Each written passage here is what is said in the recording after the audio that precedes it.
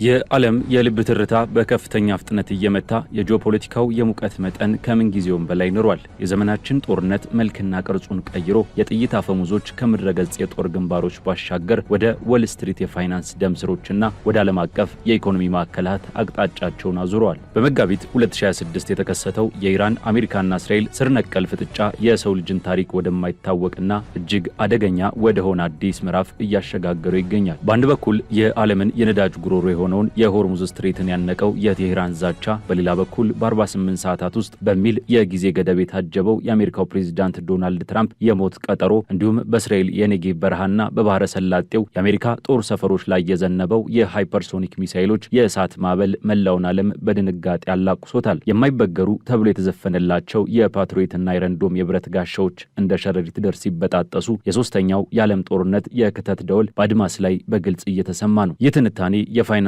ገበያውን እንደ ጦር ሜዳ ከተጠቀመው የቴህራን አዲስ ዶክትሪን አንስቶ የዓለምን የኃይል ሚዛን እስከቀየረው የዲሞናና የአራድ ሰቆቃ ድረስ በዘመናዊ ዓለም ላይ ያንዣበበውን እጅግ አስፈሪ የጦርነትና የርዕዮተ ዓለም ፍልሚያ ጥልቅ ገጽታዎች ሰፋ ባለ እይታ ይዳስሳል። ይህ ቮይስ ኦፍ ኢትዮጵያ ዓለም አቀፍ ትንታኔ ነው። የዓለምን ፖለቲካ በሰፊ የምንዳስስበት መድረክ። ለቻናላችን አዲስ የሆናችሁ ሰብስክራይብ በማድረግ አብራችሁን ቆዩ።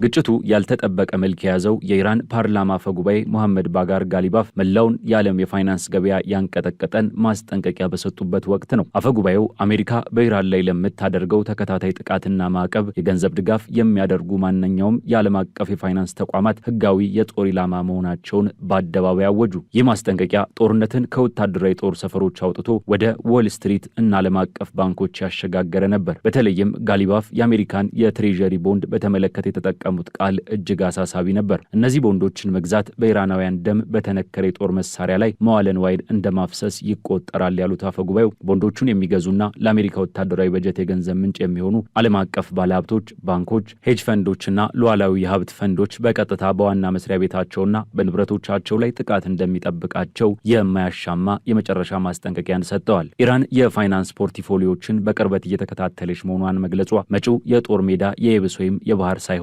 ራሱን ዓለም አቀፍ የኢኮኖሚ ስርዓት መሆኑን አመላክቷል። ቴህራን ይህንን እርምጃ የወሰደችው አሜሪካ በኢራን ላይ ለረዥም ዓመታት ያካሄደችውን የኢኮኖሚ ሽብርተኝነትና ማዕቀብ ለመመከት እንደሆነ ታስረዳለች። የኢራን ባለስልጣናት እንደሚሉት እነዚህ ማዕቀቦች በተራው የኢራን ዜጋ ላይ ከፍተኛ ስቃይ አደርሰዋል። በመሆኑም አሁን የተጀመረው አካሄድ ድብልቅ ግጭት ሲሆን ወታደራዊ ጥቃት ከፋይናንሳዊ ማስፈራሪያ ጋር በማጣመር የአሜሪካን ወታደራዊ ማሽን የገንዘብ ምንጭ ማድረቅን ያለመ የራስ መከላከያ እርምጃ አድርገው ይወስዱታል። የሆርሙዝ ስትሬት ውጥረትና የዶናልድ ትራምፕ የ48 ሰዓታት የእሳት ዛቻም አፍጥጦ መጥቷል። የግጭቱ ሌላኛው ማጠንጠኛ የዓለም የነዳጅ አቅርቦት 20 በመቶ የሚያልፍበት ስትራቴጂካዊው የሆርሙዝ ስትሬት ነው። እስራኤልና አሜሪካ በኢራን ላይ የጋራ ጥቃት ከሰነዘሩ በኋላ ኢራን ይህንን የውሃ መስመር ለአሜሪካና ለአጋሮቿ መርከቦች ዝግ ማድረጓ ዓለም አቀፉን የኃይል ገበያ ውጥረት ውስጥ ከቶታል። ይህንን ተከትሎ የአሜሪካው ፕሬዝዳንት ዶናልድ ትራምፕ በትሩዝ ሶሻል ገጻቸው ላይ በሰጡት መግለጫ እጅግ ጠንካራ የሆነ የ48 ሰዓታት ገደብ ለኢራን ሰጥተዋል። ፕሬዝዳንቱ ኢራን ይህንን የውሃ መስመር ያለምንም ቅድመ ሁኔታ በ48 ሰዓታት ውስጥ ሙሉ በሙሉ ክፍት የማታደርግ ከሆነ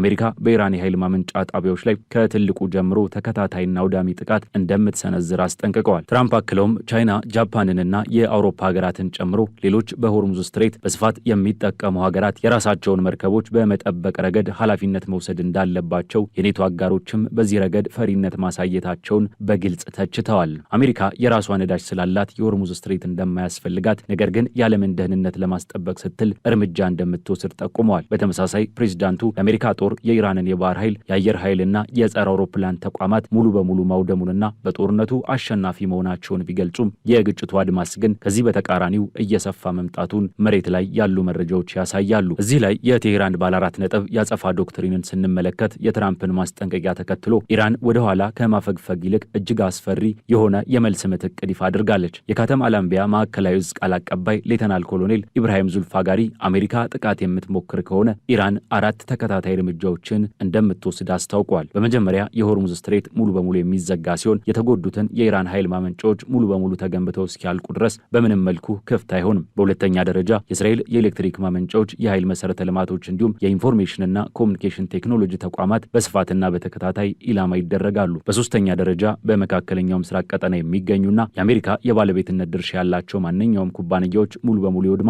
በአራተኛና እጅግ አሳሳቢ በሆነው ነጥብ ደግሞ የአሜሪካ ወታደራዊ ጦር ሰፈሮችን ያስተናገዱ ቀጠናዊ ሀገራት የኤሌክትሪክ ተቋማት እንደ ህጋዊ የጦር ኢላማ ተቆጥረው ጥቃት ይፈጸምባቸዋል። የኢራን ብሔራዊ ደህንነት ኮሚቴ አባል የሆኑት ኢብራሂም ረዛኢ በበኩላቸው ኢራን መብራት ከሌላት የአሜሪካና የእስራኤል የጦር ሰፈሮችም ውሃም ሆነ ኤሌክትሪክ አያገኙም በማለት ቁርጠኝነታቸውን አረጋግጠዋል። የአሜሪካው ፕሬዚዳንት የሰጡት የ48 ሰዓታት የጊዜ ገደብ እየተቃረበ በመጣ ቁጥር የኢራኑ ጠቅላይ መሪና ከፍተኛ የጦር አዛዦች መገደላቸውን ተከትሎ የኢራን እስላማዊ አብዮታዊ ዘብ እውነተኛ ቃል ኪዳን 4 የተሰኘውንና 73ኛውን እንዲሁም 75ኛውን የጥቃት ማዕበል በእስራኤልና በአሜሪካ የጦር ሰፈሮች ላይ አዝንቧል። በዚህ ጥቃት ከምንም በላይ የዓለምን ትኩረት የሳበው በእስራኤል የኔጌቭ በረሃ በከፍተኛ ሚስጥርና ጥበቃ የተከበበውን የዲሞና የኒኩለር ምርምር ማዕከል ኢላማ መደረጉ ነው። ኢራን ይህንን ጥቃት በናታንዝ የኒኩለር ተቋሟ ላይ ለደረሰው ጥቃት የተሰጠ የአጸፋ ምላሽ እንደሆነ ብትገልጽም እስራኤላውያን የኒኩለር ሳይንቲስቶች ላይ ስለደረሰው ጉዳት ቴሄራን ዝምታን መርጣለች። የክፍት ምንጭ መረጃዎች የጥቃቱን ትክክለኛ ቦታ ማረጋገጥ የቻሉ ሲሆን ሃይፐርሶኒክ ሚሳይሎች ክላስተር ቦምቦችን በመጠቀም በዲሞና አካባቢ በሚገኙ የመኖሪያ ህንፃዎችና የተደበቁ መጠለያዎች ላይ ከፍተኛ ጉዳት አደርሰዋል። ምንም እንኳን ዓለም አቀፉ የአቶሚክ ኢነርጂ ኤጀንሲና የእስራኤል ባለስልጣናት የራዲዬሽን መፍሰስ አደጋ አለመኖሩንና የኒኩለር ማዕከሉ እንዳልተመታ ቢገልጹም ጥቃቱ ጦርነቱን ወደ አደገኛ የኒኩለር ጥላ አሸጋግሮታል። ከዲሞና ባሻገር አራድ በተባለችው ደቡባዊ እስራኤል ከተማ ላይ የዘነበው የኢራን ሚሳኤል ከተማዋን ወደ ፍርስራሽነት ቀይሯታል። ከ450 ኪሎ ግራም በላይ የሚመዝን ባህላዊ አፈንዳ የተሸከመ ሚሳኤሎች ህንፃዎችን፣ መንገዶችንና የነፍስ አድን ተሽከርካሪዎችን አውድመዋል። በእነዚህ ጥቃቶች ቢያንስ 20 ሰዎች ሲሞቱ ከ200 በላይ ሰዎች መቁሰላቸው ታውቋል። በተመሳሳይ በቴል አቪቭ፣ በሪሾን ለዚያን፣ በኤላት፣ በቢርሼቫ እና በኪሪያጋት አካባቢዎች የአየር ጥቃት ማስጠንቀቂያ ሳይረኖች ሲስተጋቡ አድረዋል። እስራኤል ውስጥ ጦርነቱ ከተጀመረበት ከየካቲት መጨረሻ አንስቶ ከ4000 በላይ ሰዎች መቁሰላቸውን የመንግስት መረጃዎች ያመላክታሉ። የእስራኤሉ ጠቅላይ ሚኒስትር ቤንያሚን ኔታንያሁ ይህንን አስከፊ ምሽት ለህልውናችን በምናደርገው ትግል ውስጥ እጅግ ከባድ ምሽት ሲሉ ገልጸውታል። ኔታንያሁ ኢራንን የጅምላ ጨራሽ ስርዓት በማለት የኮነኑ ሲሆን ኢራን በሰላማዊ ዜጎች ላይ ሆን ብላ ጥቃት መክፈቷን ተችተዋል። በተጨማሪም ኢራን በኢየሩሳሌም የሚገኙ እንደ አላቅሳ መስጊድ፣ የቅዱስ መቃብር ቤተክርስቲያንና ምዕራባዊ ግንብ በመሳሰሉ የሶስቱም አብይ ሃይማኖቶች ቅዱስ ስፍራዎች አቅራቢያ ሚሳይሎችን መተኮሷን በመግለጽ የኢራንን ስርዓት አክራሪና ሽብርተኛ ሲሉ ፈርጀውታል። አክለውም ዓለም አቀፉ ማህበረሰብ ይህንን አረመኔያዊ ስርዓት ለማስወገድ ከእስራኤልና አሜሪካ ጎን እንዲሰለፍ ጥሪ አቀርበው የእስራኤል ጦር በሁሉም ግንባር ጠላቶቹን መምታቱን እንደሚቀጥል አረጋግጠዋል። የግጭቱ ሞገድ በእስራኤል ድንበር ብቻ አላበቃም። ኢራን ቃሏን በመጠበቅ ጥቃቷን በመካከለኛው ምስራቅ ወደሚገኙ የአሜሪካ የጦር ሰፈሮችና የኃይል ማዕከላትን ማስፋፍታለች። በሳውዲ አረቢያ የሚገኘው ፕሪንስ ሱልጣን የአየር ኃይል ሰፈር፣ በኩዌት የሚገኘው አሊ አልሳላም፣ በተባበሩት አረብ ኤምሬትስ የሚገኘው አልዳፋርና ሚንሃድ እንዲሁም በባህሬን የሚገኘው የሪፋ አየር ሰፈር በፋታህ ቃድርና ኢማድ የባለስቲክ ሚሳይሎች እንዲሁም በካሚካዜ ድሮኖች ተደብድበዋል። የተባበሩት አረብ ኤምሬትስ የፋይጃራ ወደብ የነዳጅ ማከማቻዎች የዚሁ ጥቃት ኢላማ በመሆናቸው ከባድ የእሳት ቃጠሎ ተከስቷል።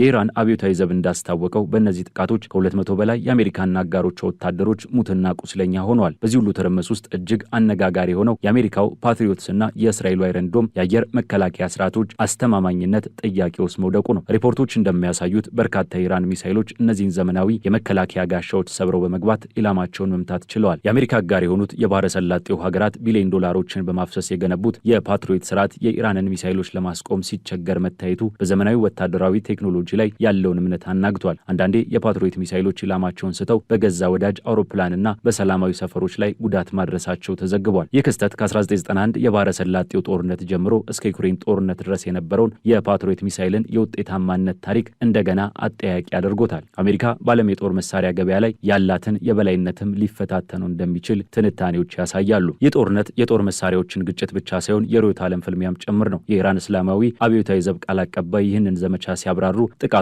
የፍልስጤምን ሕዝብ ነጻ ለማውጣት የተገደሉትን እንደ ጄኔራል አሊ መሐመድ ናኢኒና ሚኒስተር እስማኤል ካቲብ ያሉ መሪዎችን ደም ለመበቀል እንዲሁም የአሜሪካንና የእስራኤልን ኃይል ከቀጠናው ጠራርጎ ለማስወጣት የሚደረግ ቅዱስ ጦርነት መሆኑን ገልጸዋል። ኢራን ለመላው እስላማዊ ዓለም ባስተላለፈችው መልእክት የፍልስጤም ጉዳይ የሁሉም ሙስሊም ትብብር የሚጠይቅ እንደሆነና ኢራን በዚህ ትግል ውስጥ እስከ መጨረሻው እንደምትጸና አሳውቀዋል። በተቃራኒው አሜሪካና እስራኤል ይህንን ጥቃት የነጻነት የስልጣኔና የዲሞክራሲ ሴቶች ላይ የተቃጣ የሽብርተኝነት ተግባር አድርገው ያቀርቡታል። የሁለቱ ሀገራት መሪዎች የኢራንን የጦርነት አቅም በማዳከምና በመጨረሻም ስርዓቱን በመቀየር የራሳቸውን ብሎም የዓለምን ደህንነት ለማስጠበቅ ቆርጠው ተነስተዋል። በመጋቢት 2026 የተስተዋለው የኢራን እስራኤልና አሜሪካ ግጭት የዘመናዊ ጦርነት ገጽታዎችን ሙሉ በሙሉ የተቀየረ ክስተት ነው። ወታደራዊ ኃይልን ከዓለም አቀፍ የፋይናንስ ስጋት ጋር አዋህዶ የነደፈችው የኢራን ስትራቴጂ የዓለም ገበያን ከጦር ግንባር እኩል አደጋ ውስጥ ከቶታል። የዲሞና የኒኩለር ጣቢያ አቅራቢያ የተፈጸመው ጥቃት በሳውዲና አረብ ኤምሬትስ የሚገኙ የአሜሪካ ጦር ሰፈሮች ላይ የዘነበው ሚሳኤል እንዲሁም ዘመናዊ የተባሉትን የመከላከያ ጋሻዎች መበሳሳት